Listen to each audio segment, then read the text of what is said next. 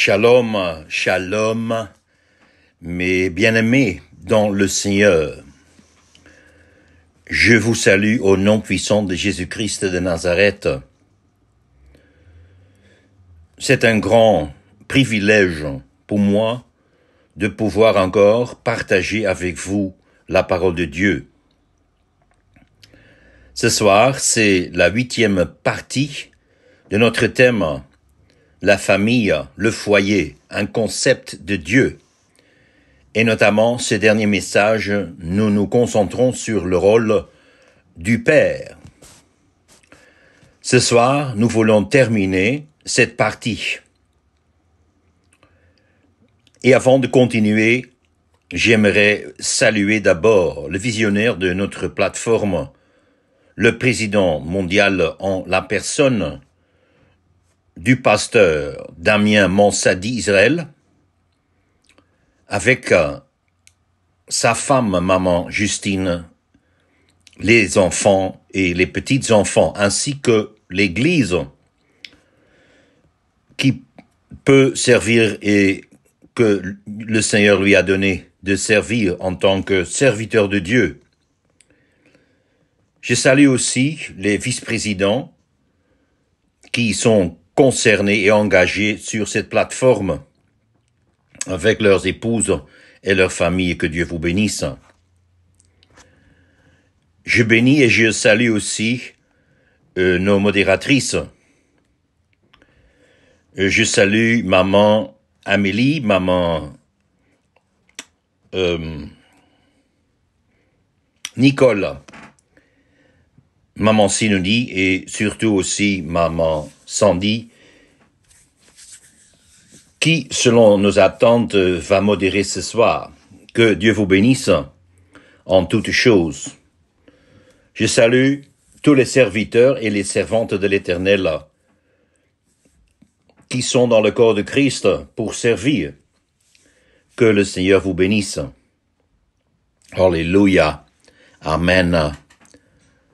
Mes bien-aimés dans le Seigneur, avant de prendre encore et de continuer à partager la parole, on va prier, on va nous incliner nos têtes devant notre Dieu 3 fois saint.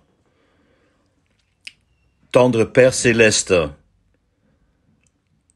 notre frère aîné et notre consolateur dans notre cœur. Merci pour ce privilège que nous pouvons te parler, parce que c'était et c'est et ce sera toujours ta bonne volonté d'entrer en relation avec nous.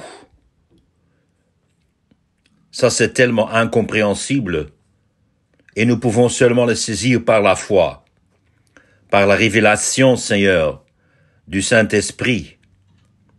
Ce processus d'être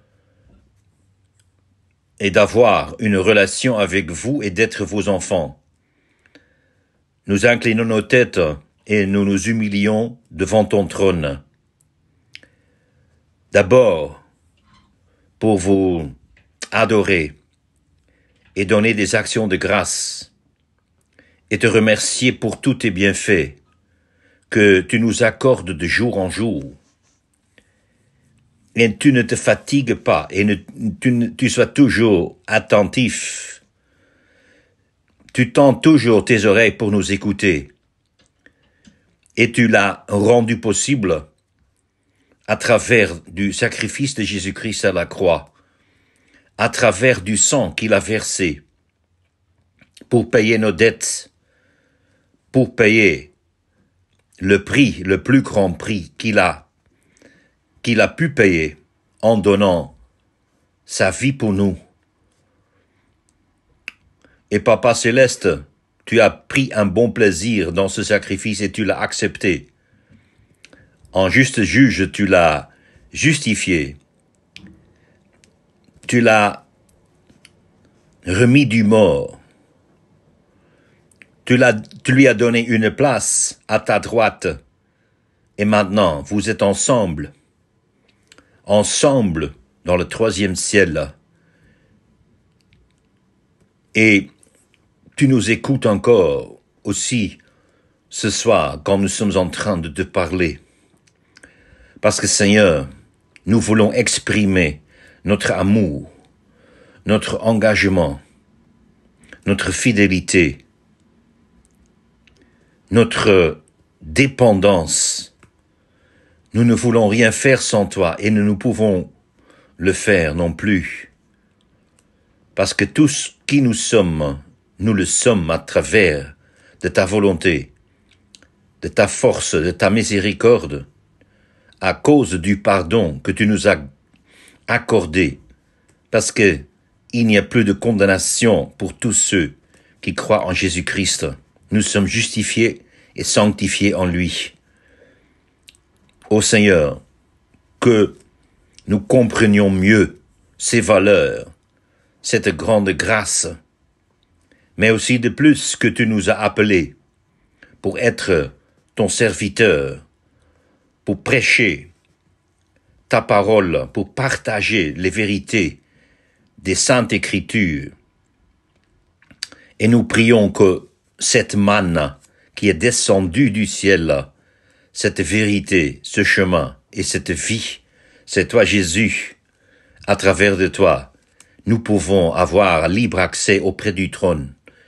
Et aussi, tu vas nous exaucer parce que tu l'as promis, et pas à cause de nos mérites, mais seulement à cause de tout ce que tu as fait et continues à faire.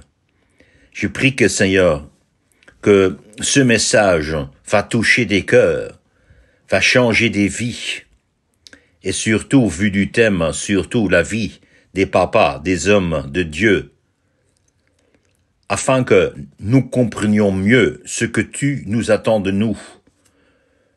Toi, tu es le Papa céleste, et Seigneur, tu nous as appelés pour resplendir ton image dans notre famille, dans notre foyer, autour de nous, afin que tous ceux qui nous entourent, pour tous ceux qui nous portons la responsabilité, vont profiter de tout ce que nous sommes en tant que papa. Ô Seigneur, nous te demandons pardon pour tous les péchés, actifs et passifs, tout ce que nous avons fait qui était mal à tes yeux, mais aussi tout ce que nous n'avons pas fait et que nous sommes obligés de faire. Oh, tu pardonnes. Oh Seigneur, nous avons besoin encore de ce pardon, afin que nous sentons ce libre accès auprès du trône. Ô cher Saint-Esprit en nous, que notre temple soit purifié encore, soit encore corrigé, que tout ce qui ne t'honore pas, nous le chassons au nom de Jésus de notre vie et de notre maison, de notre foyer. Ô Seigneur, que ce réveil commence avec nous, que nous faisons encore ce choix ce soir, que nous avons besoin de ce réveil, et nous voulons encore briser notre orgueil, notre aveuglement, toutes les malcompréhensions de ta parole.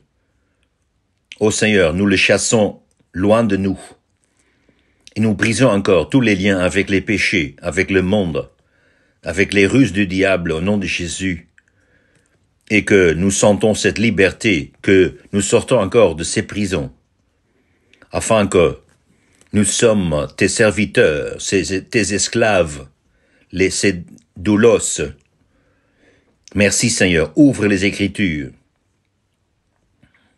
Ouvre les Écritures pour nos entendements, afin que cette parole descende très profondément dans notre vie. Aide-nous à réaliser ton œuvre sur cette terre, que ton royaume vienne et le royaume du diable soit anéanti au nom de Jésus. Alléluia. Amen. Mes bien-aimés dans le Seigneur, cette soirée, ce sera la fin de l'enseignement du rôle du papa. C'est pas que j'ai tout dit, parce que personne n'est capable de tout dire de ce sujet. Mais j'ai pris que le Seigneur enfin encore ajouter ces valeurs, ces vérités dans votre vie, afin que ça vous impacte une fois et toujours, et vous continuez encore de prier et de étudier la parole de Dieu et de l'appliquer dans votre vie, afin que cette parole soit vivante et visible et réalisable dans notre vie et que nos foyers soient encore réveillés, afin que nous voyions vraiment un changement total et que même les gens autour de nous, nos voisins vont le voir et vont donner des témoignages et que l'amour s'installe encore dans votre foyer et que ce sont de petites églises, ce sont des petits cieux sur cette terre, comme la Bible dit. Mes bien-aimés, je continue ce soir par vous enseigner dans le rôle du papa. Et nous avons déjà parlé de beaucoup de choses. Nous avons déjà vous proposé certains types de papas.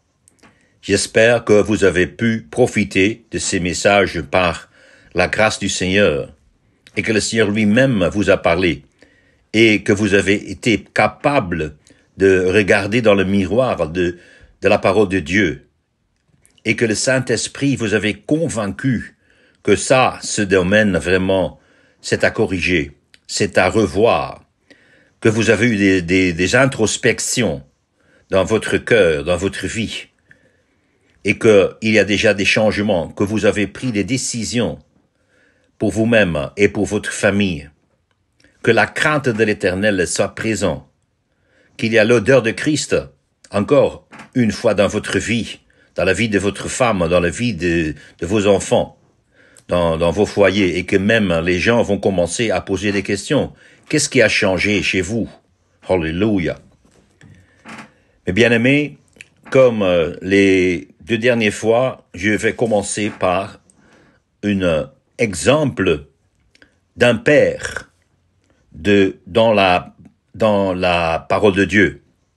Et cette fois-ci, je veux lire avec vous et commenter un peu cette partie de la parole de Dieu pour voir quel est le rôle de ce Père que nous allons rencontrer quand nous allons ouvrir nos Bibles. Ce soir, nous allons regarder et lire une partie de la parole de Dieu qu'on peut trouver dans l'Évangile selon Luc. Selon Luc, et plus spécialement le chapitre 15. Donc je dis Luc 15 et je vais lire la parole de Dieu et je vous demande d'ouvrir votre Bible avec moi et de le trouver en Luc 15, le verset 11 jusqu'à la fin, le verset 32. Donc, Luc 15, à partir du verset 11, je lis la parole de Dieu. Il dit encore, un homme avait 2 fils. Le plus jeune dit à son père, « Mon père, donne-moi la part de bien qui doit me revenir. » Et le père leur partagea son bien. Peu de jours après, le plus jeune fils, ayant tout ramassé, partit pour un pays éloigné, où il dissipa son bien en vivant dans la débauche. Lorsqu'il eut tout dépensé, une grande famine survint dans ce pays, et il commença à se trouver dans le besoin. Il alla se mettre au service d'un des habitants du pays, qui l'envoya dans ses champs garder les pourceaux. Il aurait bien voulu se rassasier des carouges que mangeaient les pourceaux, mais personne ne lui en donnait. Étant rentré en lui-même, il se dit, « Combien de mercenaires chez mon père ont du pain en abondance, et moi, ici, je meurs de faim. Je me lèverai, j'irai vers mon père, et je lui dirai, « Mon père, j'ai péché contre le ciel et contre toi. Je ne suis plus digne d'être appelé ton fils. Traite-moi comme l'un des tes mercenaires. Et il se leva et alla vers son père. Comme il était encore loin, son père le vit et fut ému de compassion. Il courut se jeter à son cou et le baisa. Le fils lui dit, « Mon père, j'ai péché contre le ciel et contre toi. Je ne suis plus digne d'être appelé ton fils. » Mais le père dit à ses serviteurs, « Apportez vite la plus belle robe et l'en revêtez. Mettez-lui un anneau au doigt et des souliers aux pieds. Amenez le veau gras et tuez-le. Mangeons et réjouissons-nous, car mon fils que voici était mort et il est revenu à la vie. Il était perdu et il est retrouvé. » Et ils commencèrent à se réjouir. Or le fils aîné était dans les champs. Lorsqu'il revint et approcha de la maison, il attendit la musique et les danses. Il appela un des serviteurs et lui demanda ce que c'était. Ce serviteur lui dit, « Ton frère est de retour, et parce qu'il l'a retrouvé en bonne santé, ton père a tué le veau gras. » Il se mit en colère et ne voulut pas entrer. Son père sortit et le pria d'entrer. Mais il répondit à son père, « Voici, il y a tant d'années que je te sers, sans avoir jamais transgressé tes ordres, et jamais tu ne m'as donné un chevreau pour que je me réjouisse avec mes amis. Et quand ton fils est arrivé, celui qui a mangé ton bien avec des prostituées, c'est pour lui que tu as tué le veau gras. » Mon enfant, lui dit le père, tu es toujours avec moi et tout ce que j'ai est à toi. Mais il fallait bien s'égailler et se réjouir parce que ton frère, que voici, était mort et qu'il est revenu à la vie, parce qu'il était perdu et qu'il est retrouvé. Amen. Dans cette partie de la parole de Dieu, on voit un père. Et ce père a deux fils. Et le plus jeune, le cadet, il a demandé à son père, « Donne-moi la part de bien qui doit me revenir. » Et sans discussion, sans hésitation, le père leur partagea son bien. Ici, la parole de Dieu, dans un parabole, c'est Jésus qui parle, qui partage dans Luc 15 ces trois paraboles. Et le dernier parle d'un père avec ses deux fils. Et le papa, il lui donne, il partage son bien. Ce papa-là, c'est un homme bien. On peut lire tout ça dans cette parabole. C'est un papa qui prend sa responsabilité, mais aussi qu'il aime ses fils. Il veut bien partager. Et ça, je veux prendre un peu ce point de vue-là, sans commenter trop ici cette parabole, parce que c'est un peu hors de notre sujet seulement. Je veux parler du rôle du père. Qu'est-ce qui s'est passé? Le cadet, il a vécu dans la débauche. Il a tout perdu et il commence à regretter son choix. La Bible dit dans le verset 17, étant rentré en lui-même. Donc il a fait une introspection, pas quand il a encore de l'argent, mais quand il est tout pauvre. Il est dans les besoins. Et seulement là où il y a des besoins, il commence à réfléchir à la maison de son père.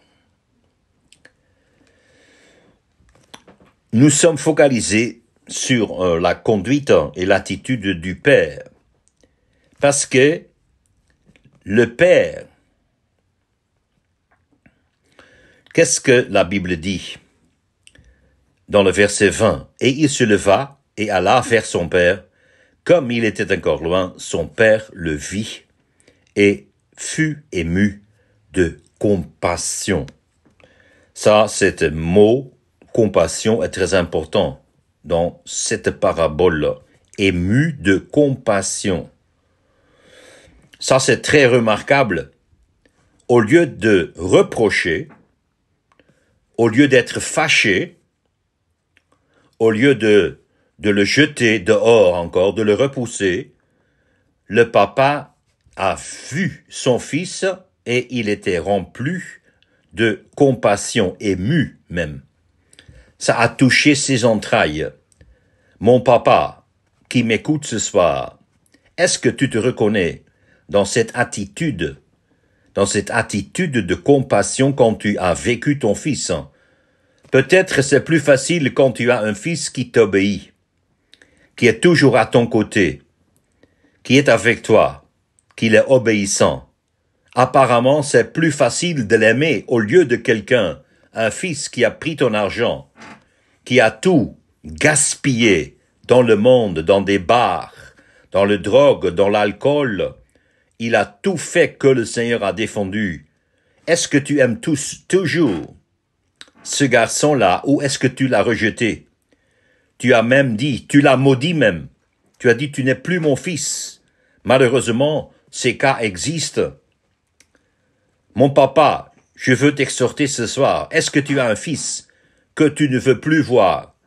Que tu as pris la décision, ce fils-là, il a marché sur mon cœur. C'est lui qui m'a vexé. Je me sens vraiment abandonné de lui. Je ne sens plus d'amour pour lui. Regarde un peu dans cette parabole. Regarde un peu dans cette histoire le comportement de ce papa. Ce papa est ému de compassion. Tu connais cette attitude. Mais bien-aimé dans le Seigneur, je connais ces papas-là. Et d'un côté, je peux le comprendre, parce que d'abord, tu lui as donné beaucoup de bien, tu as partagé déjà, même avant ta mort, l'héritage, et tu as vu que le cadet, peut-être le fils que tu as gaspillé, peut-être le fils que tu n'as pas bien éduqué, peut-être le fils que tu n'as pas bien éduqué, tu le regardes et qu'est-ce que tu fais avec lui? C'est ça la question de ce soir. Comment tu te comportes? Peut-être cette situation dure encore, mais je veux vous poser une question. Si c'est ça le cas, est-ce que, et je veux croire que tu es un homme de Dieu, papa. Tu crains le Seigneur, peut-être tu es pasteur, peut-être tu as une responsabilité à l'église, tu es ancien ou diacre ou quelque chose comme ça. Mais tu as des fils ou un fils que tu ne veux plus voir. Donc la question que je veux vous poser ce soir, est-ce que vous avez oublié que le Papa Céleste,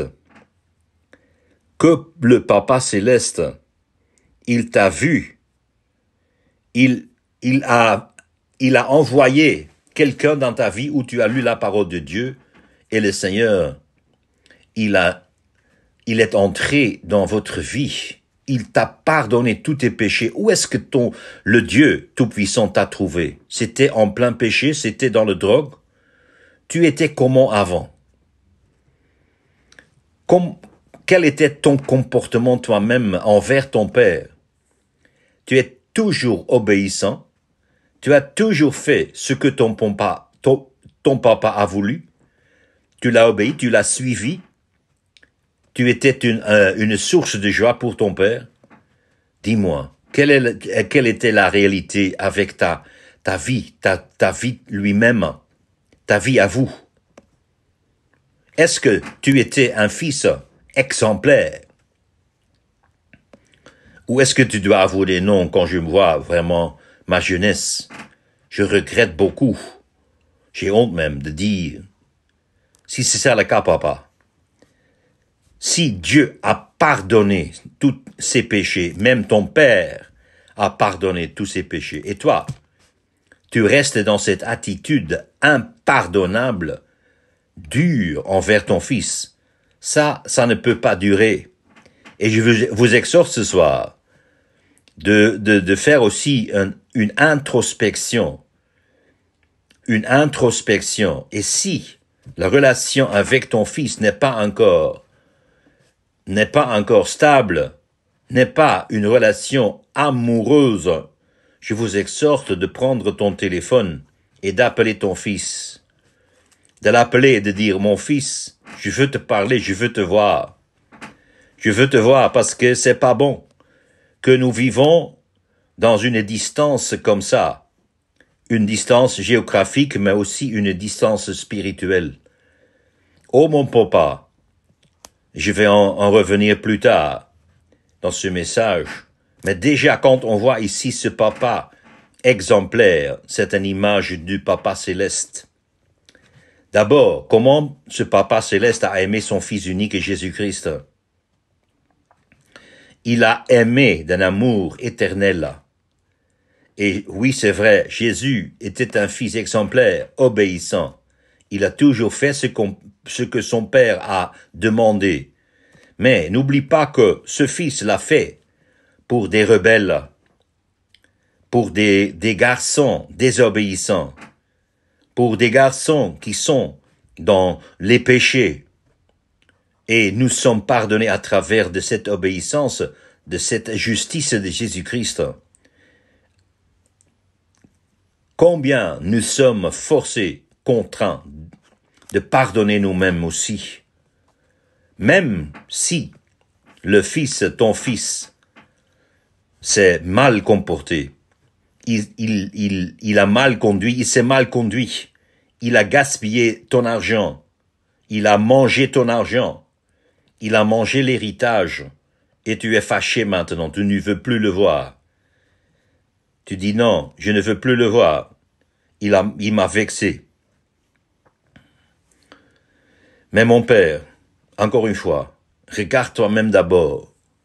Et oui, c'est vrai, le papa, il n'a pas dit aussi dans cette parabole, tu as bien fait mon fils. Non, il n'a pas dit je suis content que tu as gaspillé ton argent avec des prostituées. Non, c'est ce que le papa, il s'est tu. Pourquoi le papa s'est tu d'abord dès le départ de son fils, le papa, il n'a pas cessé d'aimer son fils. Parce que c'est un papa. Et un papa aime toujours son fils. Malgré, il n'aime pas ses actes, peut-être, quand ce sont des actes qui ne sont pas conformes à la parole de Dieu. Mais il continue à aimer sa personne. Et ça, c'est papa, il a démontré. Et il a compris une chose, il a vu s'approcher. Ce garçon, il a la tête baissée, il n'a plus la tête levée, il n'est plus orgueilleux, il n'est plus dur. C'est un garçon qui est brisé. Un garçon qui est brisé, il a déjà compris qu'il a pris un choix de revenir et il a compris aussi, il a vu à sa marche que c'est pas facile de rentrer comme ça. Donc il a déjà compris l'humilité du fils et dans son cœur, le papa lui a déjà pardonné. On voit ça dans ses actes après. Mais bien aimé dans le Seigneur, tout à l'heure, on va revenir sur le pardon, la valeur du pardon, comme nous avons déjà fait la semaine dernière. Voyons un peu le deuxième fils. Et nous n'allons pas entrer en détail de ses réactions, seulement la réaction du papa. Il a dit au verset 31, « Mon enfant, mon enfant. » Donc, le papa a exprimé aussi l'amour pour le fils aîné, qui était correct, très correct. Mais dans son cœur, il y avait autre chose. Mais apparemment, ce garçon-là, il est resté chez son père, il a suivi tous ses commandements, il a travaillé pour son père, il n'a rien fait de mal. Mais le papa a très bien compris son cœur, sa motivation. Il a très bien vu qu'il y a des loisirs, des désirs cachés. C'est comme l'aîné a exprimé. Mais il n'a pas reproché du tout. Non plus son aîné. Il a dit, mon enfant, tu vois? Donc le papa, il n'a pas fait de différence. Malgré que l'aîné l'a reproché de ne pas faire la différence. Il dit, pourquoi tu n'as pas tué, tu n'as pas puni ton cadet? Celui qui a mangé ton bien avec des prostituées.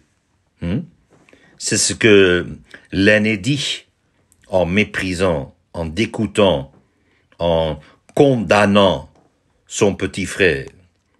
Le père ne lui a reproché rien du tout non plus.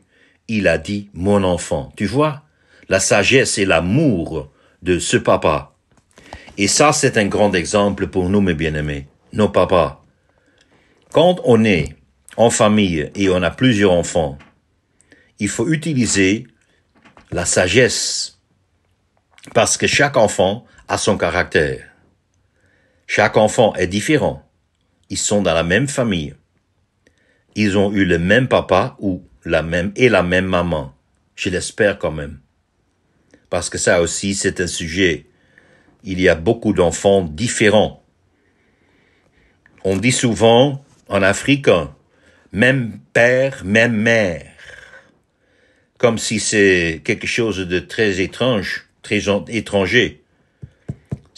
Comme si c'est rare qu'on trouve dans une maison, dans un foyer, les enfants de même père et de même mère.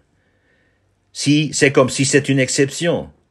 Et peut-être c'est aussi le cas dans votre foyer. Il y a des enfants de différentes relations, mais bien-aimés dans le Seigneur. C'est pas normal. Et c'est pas la volonté de Dieu.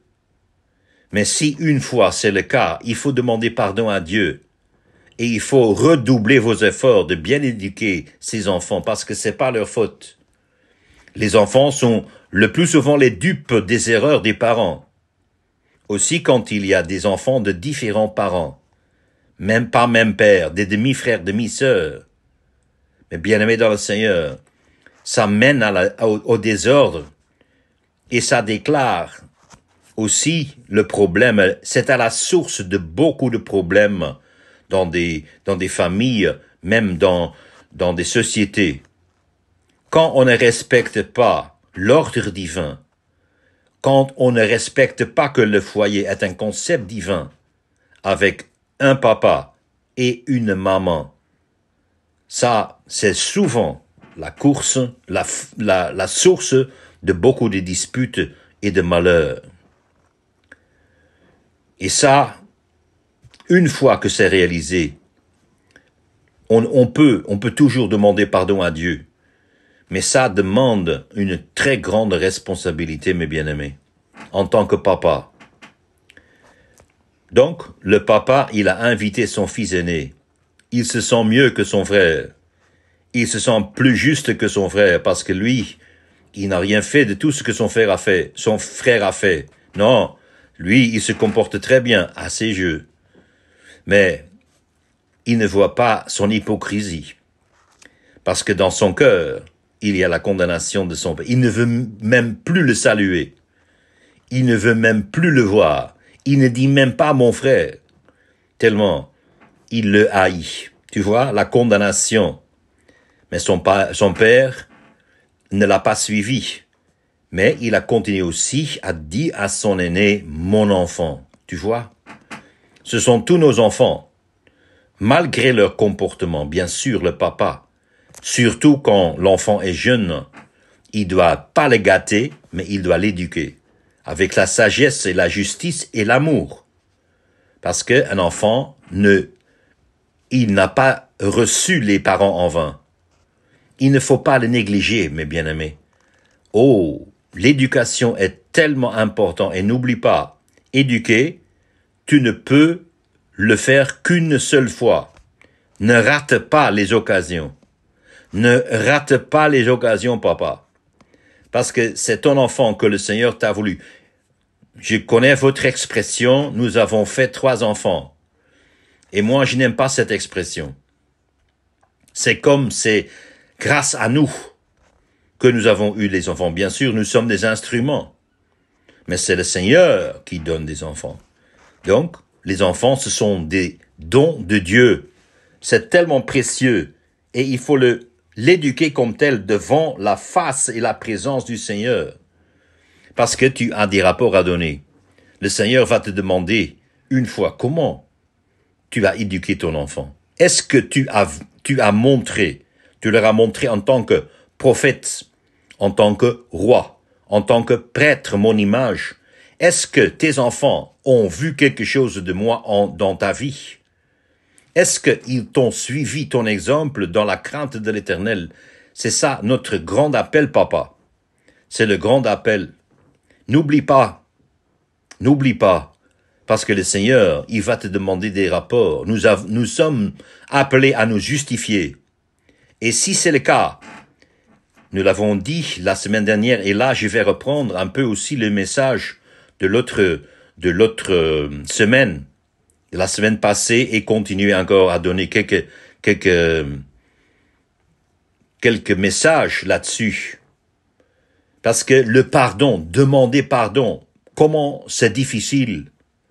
Nous avons dit d'abord, la semaine dernière, demander pardon à Dieu. Demande pardon. Humiliez-vous. C'est pas Dieu qui nous humilie, non. C'est un choix de nous humilier, de nous voir dans la lumière de la parole de Dieu, dans la sainteté de Dieu, devant ses yeux qui brûlent comme un feu. Rien n'échappe à ses yeux. Il voit tout ce que nous voulons cacher, nous l'avons vu dans la vie de David. Mais une fois que tu as convaincu que tu as péché, il faut demander pardon à Dieu. Mais bien-aimés, mais ce soir, nous allons encore un peu plus loin. Parce que il faut que on soit guéri. Nous pouvons commettre des péchés. Et qui d'entre nous ose dire qu'il n'a jamais péché aussi là-dessus? Qui ose dire là, en Afrique ou en Europe ou en Hollande, de dire moi je suis le papa parfait, moi j'ai tout bien fait, mais bien-aimé dans le Seigneur, moi je suis le premier à reconnaître, moi en tant que papa de 12 enfants, ô combien de fois j'ai commis des erreurs. Je vais vous dire, il y a quelques semaines, j'ai encore parlé avec deux de mes fils et je leur ai demandé pardon d'une erreur que j'avais même oubliée. Mais le Seigneur, il m'a révélé. Il m'a révélé et il m'a poussé de demander pardon à mon fils et je l'ai fait. Je me suis humilié et j'ai demandé pardon parce que j'ai dit, mon fils, je me suis mal conduit devant toi. Veux-tu me pardonner? Et par la grâce de Dieu, il m'a pardonné. Mais bien-aimé, ça libère. Tu vois ça? Et ça me mène à la deuxième étape. Et ça va donner une guérison.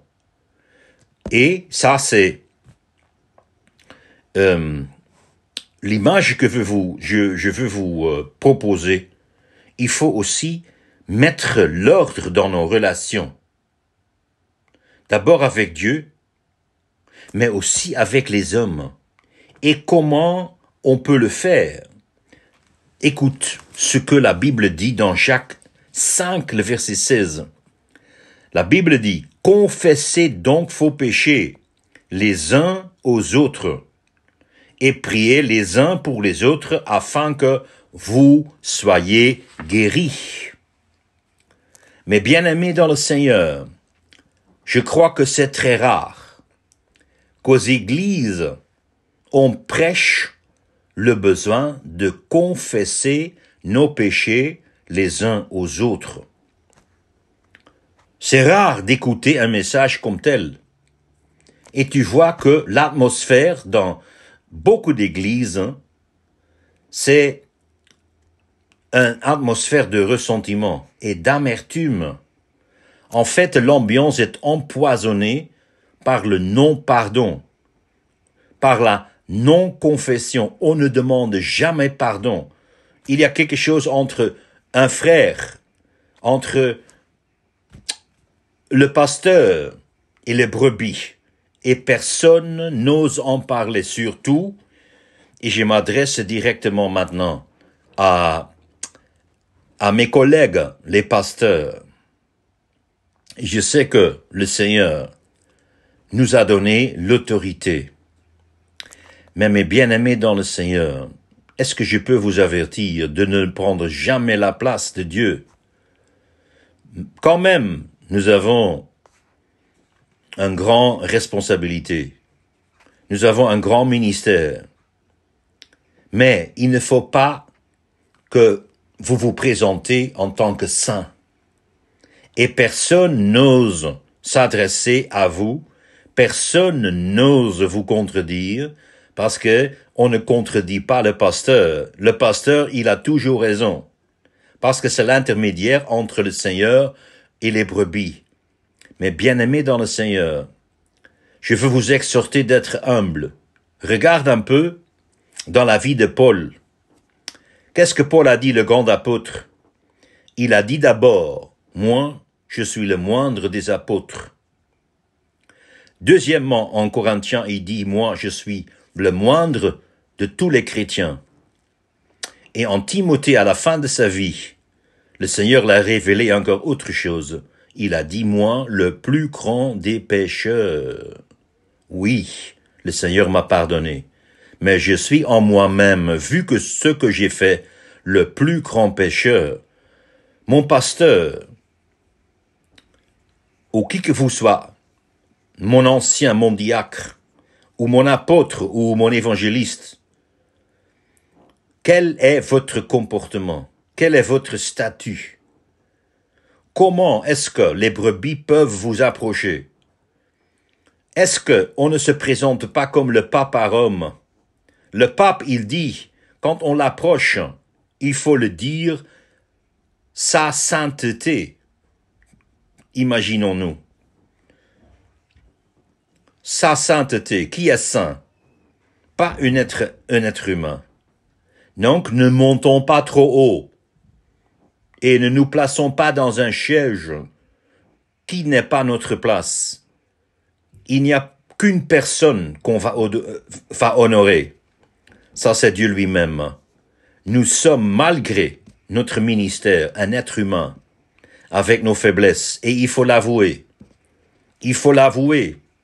Aussi, en tant que papa, vous allez voir, ça va donner un grand impact quand un pasteur va demander pardon à son église, quand il a mal fait quelque chose, quand il a mal agi, il a mal prononcé, il a mal parlé, quand il dit devant son église, mes brebis, je veux m'humilier devant Dieu et devant vous et je vous demande pardon pour telle et telle chose. Ça, c'est une confession. Et ça va impacter, ça va pas amoindrir l'amour qu'on a ou le respect qu'on a pour vous. Non. Juste au contraire. Ça va agrandir le respect parce que on va dire, oh, cet homme de Dieu, il s'humilie. Ça, c'est grand. Vous me comprenez ce que je veux dire? Nous sommes en train de parler de confesser les péchés les uns aux autres. Et si on ne fait pas ça, les conséquences sont, j'ai déjà dit, il y a dans cette église une froideur. Et pire encore, c'est que s'il y en a pas cette ambiance de confesser les péchés l'un devant l'autre, cela empêche le Saint-Esprit d'agir. Peut-être vous posez la question, mais rien ne change dans mon église. Je prêche déjà 10 ans, 20 ans, et rien ne change. Je ne vois pas des convertis, des nouveaux convertis. Il n'y a pas la croissance spirituelle. Peut-être c'est ça le problème. Il y a la non-confession. Et je vous propose, j'ai lu ça, on dit de John Wesley, un grand homme de Dieu, il a dit que il a connu 10 personnes, 10, qui se rencontrent chaque semaine pour la seule cause de confesser leurs péchés l'un à l'autre. Vous m'écoutez? Vous m'écoutez? Sa seule raison pour laquelle ils se rencontrent, c'est de demander pardon et de confesser leurs péchés l'un à l'autre. En Jean 1, le verset 7, l'apôtre énonce une première exigence pour avoir la pureté spirituelle. Il dit, si nous marchons dans la lumière, comme il est lui-même dans la lumière, nous sommes mutuellement en communion et le sang de Jésus-Christ nous purifie de tout péché. Qu'est-ce que cela veut dire? Marcher dans la lumière. Cela veut dire être honnête et ouvert les uns envers les autres. Et tous ces verbes ici se trouvent au présent. Ça veut dire donc, on lit, si nous marchons. Marcher en permanence, pas seulement le dimanche quand on se rencontre. Et lundi, on va continuer dans notre vie cachée, non? Nous marchons en permanence dans la lumière. Et si nous communions aussi en présence, ça veut dire communier quotidiennement, mes bien-aimés dans le Seigneur. Pas seulement une fois, dans une soirée d'études bibliques ou de prière ou d'intercession, non, quotidiennement. Et la promesse est, le sang de Jésus-Christ nous purifie aussi au présent, donc ça veut dire continuellement. Si on marche comme ça, si on communique comme ça, le sang de Jésus-Christ nous purifie. Jean ici, il décrit un mode de vie permanent. Et il faut l'appliquer. Tous les chrétiens. Il faut l'appliquer dans la famille. Dans la famille chrétienne, dans le foyer. Si notre foyer peut être un concept divin, il faut avoir cette confession, cette ouverture, cette marche dans la lumière. Mais bien aimés, si vous avez péché et vous l'avez confessé à Dieu, maintenant, franchissons la deuxième étape. Confessons nos péchés aux autres. D'abord, à ta femme. Et peut-être c'est le plus difficile, parce qu'elle est tout proche. Mais confesse tes péchés à ta femme. Ce que tu as fait et le Seigneur t'a convaincu, c'est un péché. Demande pardon à Dieu et demande pardon à ta femme. Peut-être tu es conscient et le Seigneur ouvre maintenant ton cœur et ta vie. Et tu l'as jusqu'ici occulté, tu n'as rien dit encore. Ça reste caché dans ton cœur. Mais ça te bloque et ça te freine. Peut-être c'est la source que les choses ne marchent pas dans votre vie. Il faut commencer à confesser. Il faut l'essayer. Il faut l'essayer et tu vas voir. Mais bien-aimé dans le Seigneur, moi-même, et je l'ai vu aussi autour de moi, quand on peut arriver à être honnête et marcher dans la lumière avec notre femme, devant nos enfants, devant nos frères, et de ne plus cacher, ça libère. Ça libère. Si on ne le fait pas, la Proverbe dit en chapitre 28, 13, la Bible dit, « Celui qui cache ses transgressions ne prospérera point, mais celui qui les confesse et les abandonne obtiendra miséricorde. » Et vous connaissez peut-être le plus grand obstacle pour le faire. Ça, c'est l'orgueil, notre orgueil. On dit souvent, mais peut-être quand je vais confesser mes péchés, je serai humilié. C'est faux. C'est faux, mes bien-aimés. La vérité, la réalité est, si tu confesses, en vérité, tu seras rendu humble. Mais le refus de confesser un jour, tout sera clair et évident devant tout le monde. Et c'est pas toi-même qui vas t'humilier, mais tu seras humilié. Et ça, c'est pire.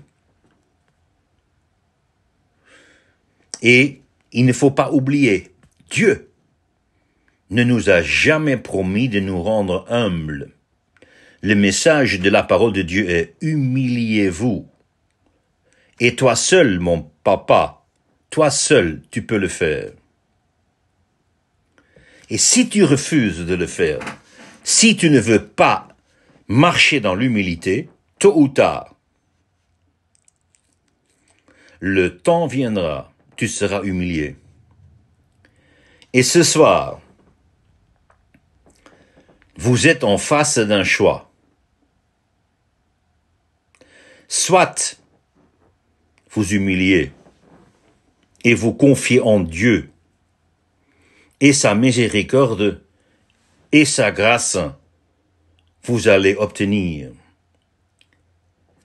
Mais l'autre côté, si vous refusez de vous humilier, enfin vous serez humilié par des circonstances qui ne demandent plus de vous. Et vous posez peut-être la question, à qui confesser? J'ai déjà dit devant votre femme d'abord, devant vos enfants.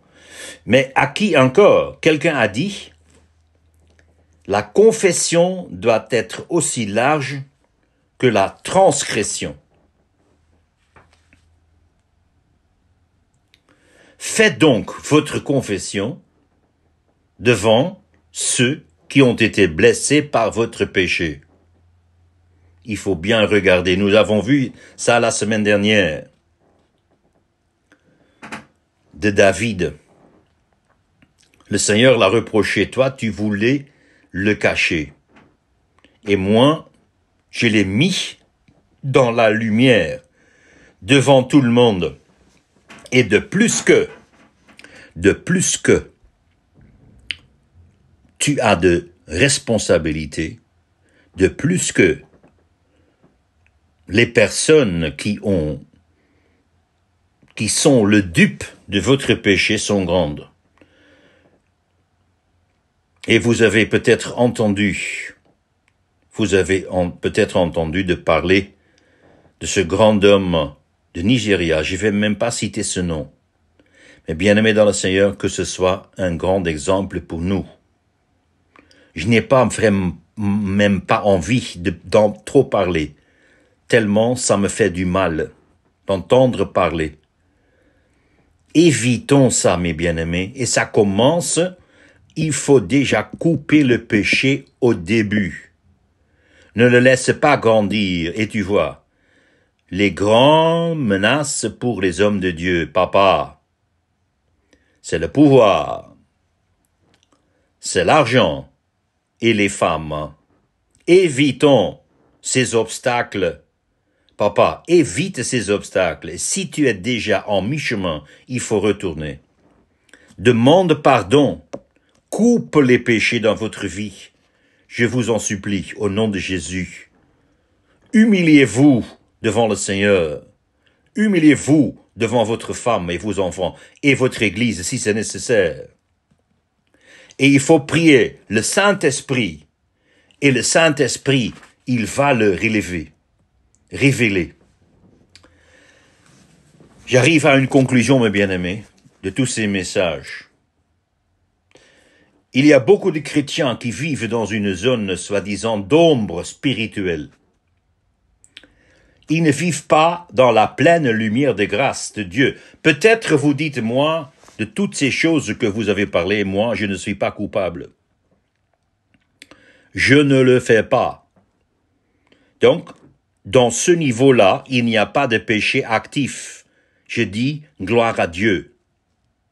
Je dis gloire à Dieu. Mais j'ai encore une question à vous poser.